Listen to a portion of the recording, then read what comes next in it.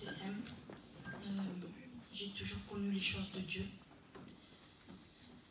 Je suis pratiquement née dedans, parce que quand ma mère a donné sa vie au Seigneur, j'avais 4-5 ans. Et voilà, on a connu le Seigneur, c'était le réveil. Donc on voyait des miracles, on voyait des gens libérés.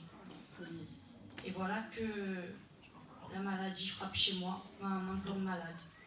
Et à ce moment-là, j'ai 8 ans. Et comme nous, on voyait beaucoup de gens guéris, beaucoup de gens libérés, pour nous, enfin, comme c'était le réveil, nous on s'amusait dehors en tant qu'enfants, mais à la bricade, il y avait des guérisons, on voyait nous les guérisons, on voyait les gens libérés.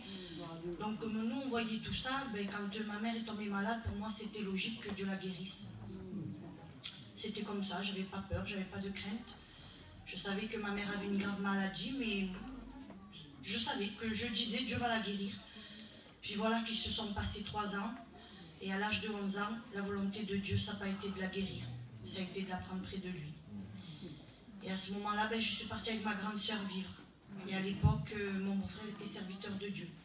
Et moi, quand je suis partie chez ma sœur, j'ai dit, si vous voulez, comme une prière à Dieu, mais c'était une colère que j'avais dans mon cœur. Je dis merci à Dieu parce que c'est vrai que Dieu entend tout, mais il ne prend pas compte des fois des paroles qu'on dit. Je dis merci à Dieu parce qu'à ce moment-là, ben, du haut de mes 11 ans, j'ai dit au Seigneur, je ne te donnerai jamais ma vie. Tu avais le pouvoir de guérir ma mère et tu ne l'as pas fait.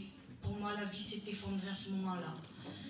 Et comme j'étais chez ma soeur et c'était un foyer chrétien, ben, il m'a amenée à la réunion.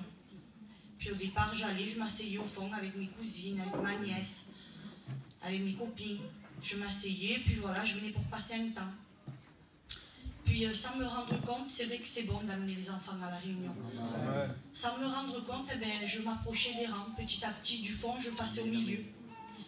Et puis voilà qu'il y avait une famille qui venait à la réunion, et puis cette famille avait une fille de mon âge qui était ma copine. Et puis cette famille est passée par un drame aussi.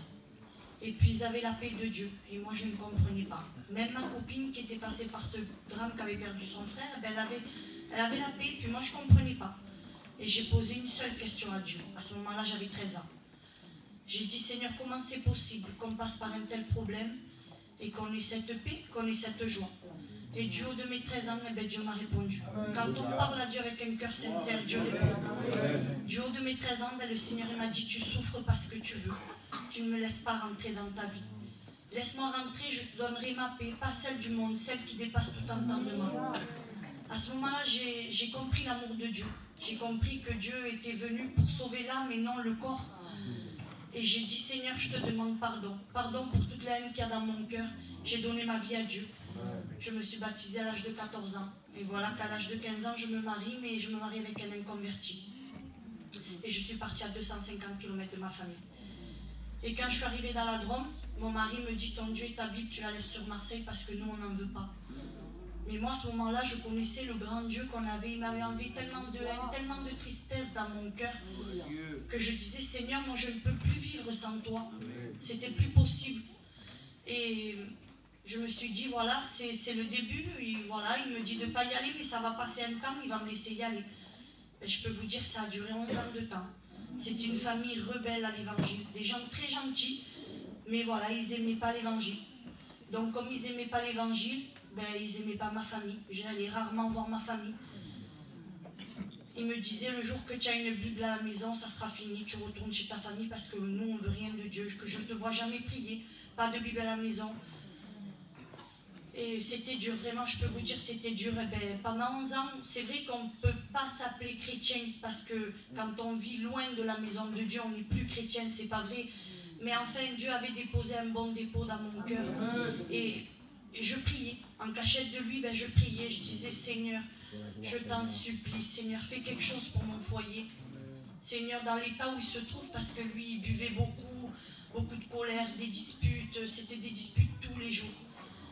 Et je disais, Seigneur, s'il te plaît, viens dans mon foyer, fais quelque chose. Et j'ai dit un mot à Dieu.